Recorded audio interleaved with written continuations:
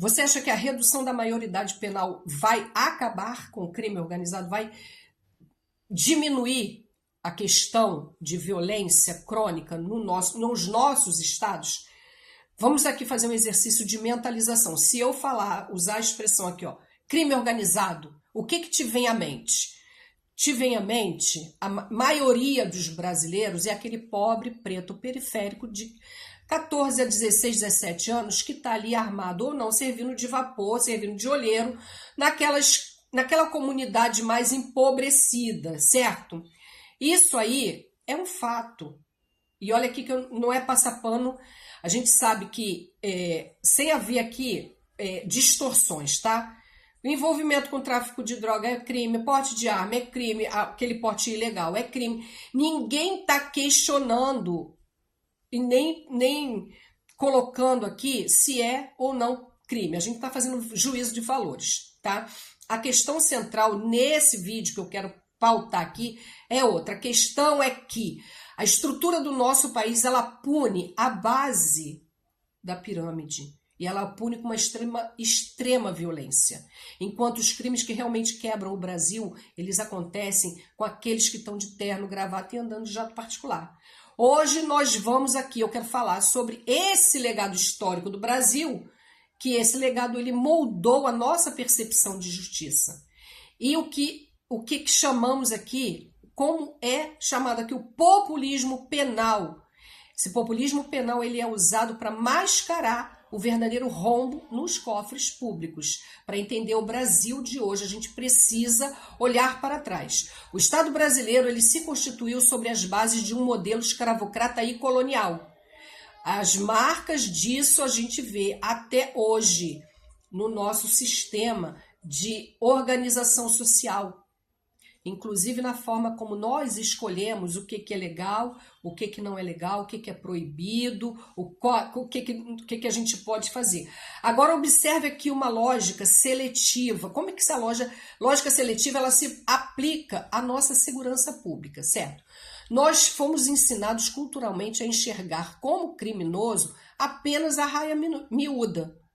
A nossa indignação ela é canalizada quase que exclusivamente para aquele topo visível, aquilo que você pode ver com seus próprios olhos. A base da pirâmide. De um lado, nós temos um jovem de periferia do crime do varejo e do outro lado, nós temos aqui um senador da República que recebe 500 mil mensais para articular emendas parlamentares que vai beneficiar o banqueiro. E do outro, um outro senador que pede milhões para fazer um filme. Qual dessas condutas tem o maior potencial ofensivo para a nossa sociedade?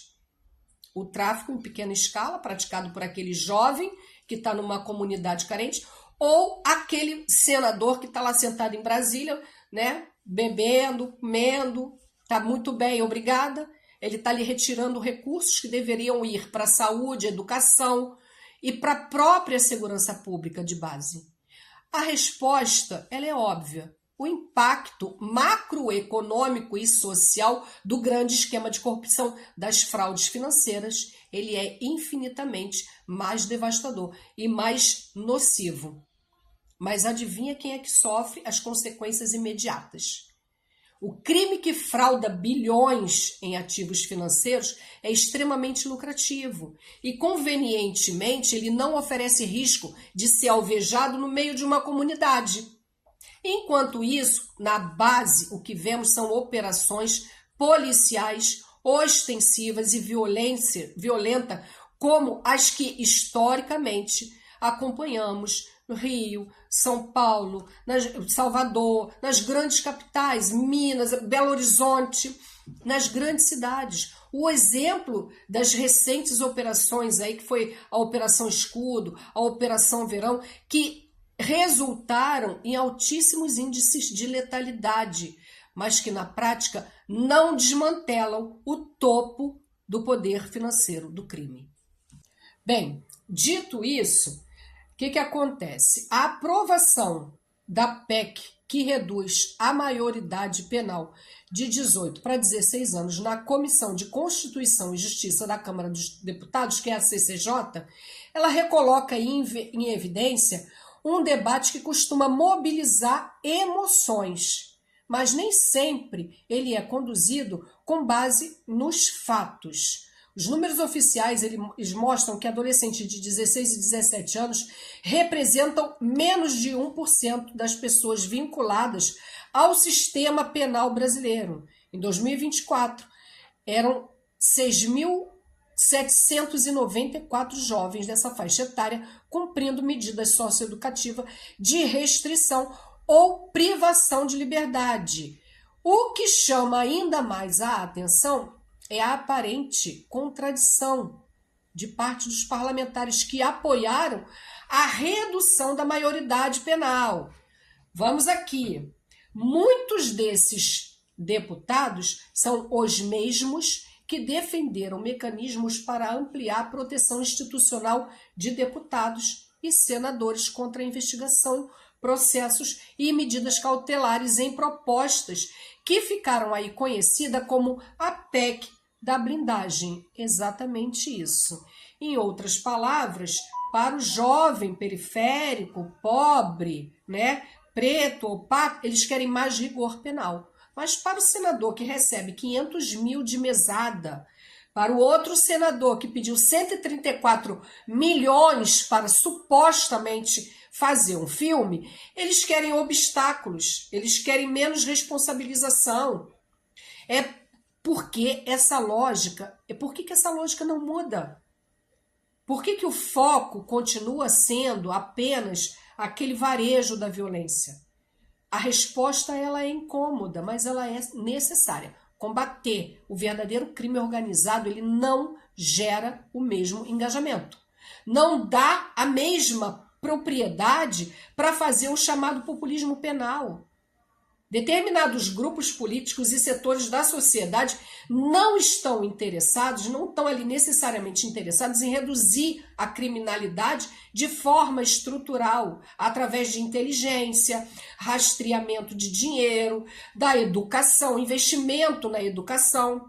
O objetivo, muitas vezes, é angariar capital político, né? Alimentar o pânico moral e é mais fácil para eles venderem a ilusão de que a guerra se resume a comunidades do que enfrentar ali os barões ali, os grandões que estão em jatinho, né, que estão ali de terno e gravata, fazendo campanha política, viajando o Brasil inteiro no mesmo jatinho do banqueiro criminoso.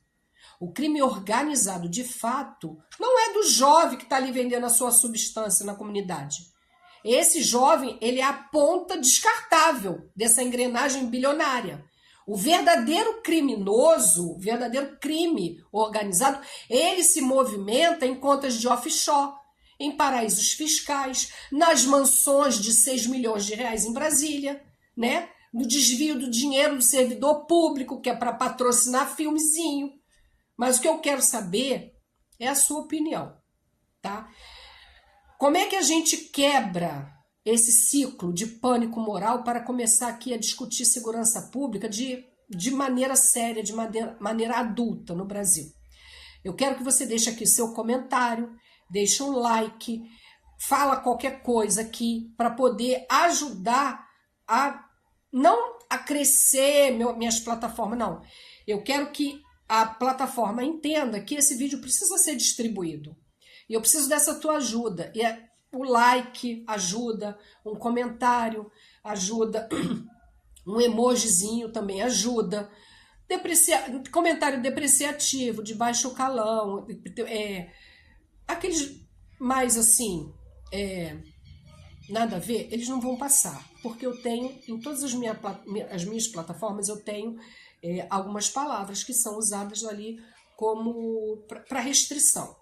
Então, tem determinadas palavras, determinadas expressões que a plataforma já identifica e o comentário nem aparece. Então, eu peço um comentário respeitoso, inteligente, entendeu? Fazer um debate inteligente. É isso que eu busco aqui. Então, obrigada por você ter me acompanhado até aqui. Fiquem bem e aquele abraço.